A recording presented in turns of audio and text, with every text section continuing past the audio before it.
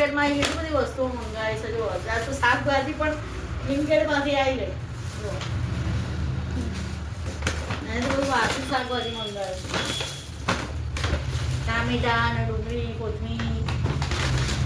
પછી તુવેરો જો તુવેરો પણ સરસ આવે છે એકદમ શાકભાજી તો સારું આવે છે શાકભાજી તો સારું આવે છે પછી ગાજર